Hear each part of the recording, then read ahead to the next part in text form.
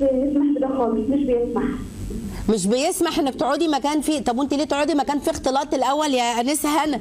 ليه تقعدي مكان فيه اختلاط شباب وبنات يعني؟ ببقى قاعده في الكليه في المكان اللي انا ببقى عارفه فيه الشباب. ماشي، بس مالكيش علاقه بيهم، هم قاعدين في حالهم وانت في الركن البعيد الهادي لحالك مع صحباتك، صح؟ لا، بنبقى قاعدين كتيم كامل شباب وبنات. انتوا قاعدين فريق؟ اه. خلطبيطه بالصلصه ليه كده؟ طب يا هنا ليه بتعملوا ايه كلكم مع بعض؟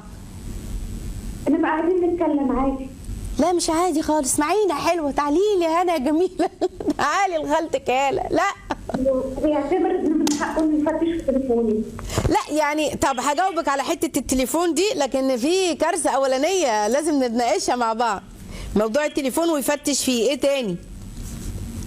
ومش بيسمح ان انا اتعامل مع حد ما يعرفوش. اوكي تمام، يعني ولا ابوك يسمع حد طب اسمعيني، اسمعيني يا هنا حبيبتي، اسمعيني. اولا خلينا متفقين ان طول ما احنا تحت سقف رضا الله عز وجل وقال الله وقال الرسول، تمام، احنا في التمام.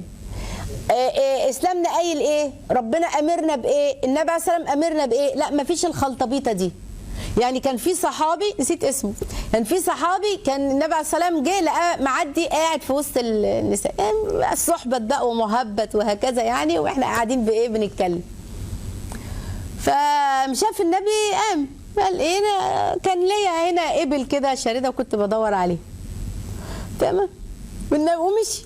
فالمهم دي دخل المسجد فلقى النبي عليه السلام لقاه بيصلي فطول في الصلاه، فالرسول صلى الله عليه وسلم قال له طول براحتك انا مستنيك لازم يقول له، لازم النبي عليه الصلاه والسلام يقول له ويوضح له. وفهم الصحابي، والنبي طبعا امره، طبعا مفيش حاجه اسمها نقعد مع حريم ونحكي وبتاع، ساعات بتبقى القعده حلوه على فكره ونقعدوا نحكي نساء في مكان والرجال في مكان. احنا شله في الجامعه، انا مالي ومالي ده يعمل لك ايه؟ محرم ليك اللي قاعده؟ لا ما شكرا. ايه اصل احنا الجروب بتاع تمام، الكلام على الجروب على قد البحث وعلى قد اللي بتاع العمل اللي هنعمله على الجروب في العام، لا في خاص ولا في كذا ولا في اهلا محمد، ازيك يا محمد عامل ايه؟ ايه ده؟ شفت انا اللي انت عملته؟ مش الكلام ده. الاختلاط لا، الاختلاط لا، في الضروره منها الموت، عايزه اقول لكم يعني. لا غلط.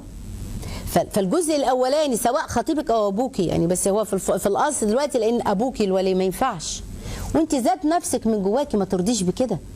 لكن لا احنا في كافيتيريا الجامعه وهم في مكان واحنا في مكان، يعني ما هو كده، بس انت قاعده مع صحباتك مالكيش دعوه بيهم، ما فيش كلام بيوجه من الترابيزه دي للترابيزه دي، او نجيب الكراسي او نعمله غداوه مع، مش كده. تمام متفقين؟ فالنقطة الأولانية سواء خطيبك أو أبوك أو الولي أو أنت دينك، علاقتك بالله سبحانه وتعالى. رقم 2. ليه؟ السؤال الثاني بقى، ليه إن الخطيب يفتش في موبايل خطيبته؟ لا، ولا أبوها ولا أمها ولا أي حد. من نظر في حاجة أخيه بغير كلام نظر إلى النار، لا، ولا تجسسوا. بس هو في حاجة في الموبايل بتستدعي الشك؟ لا، اتفضل، بس بعد كده كل واحد له خصوصياته، ما ينفعش. ولا تجسس لا هو ولا غيره. رقم 3، ما بيسمحش اتكلم اي حد هو ما يعرفوش، مش هو بس، والاب نفسك وانت ذات نفسك. يعني دونت توك تو سترينجر، ده حاجه بيعلموها العيال في 3 سنين في الحضانه، اوعى تكلم الغرباء، حد غريب هنتكلم بيعمل بيه ايه؟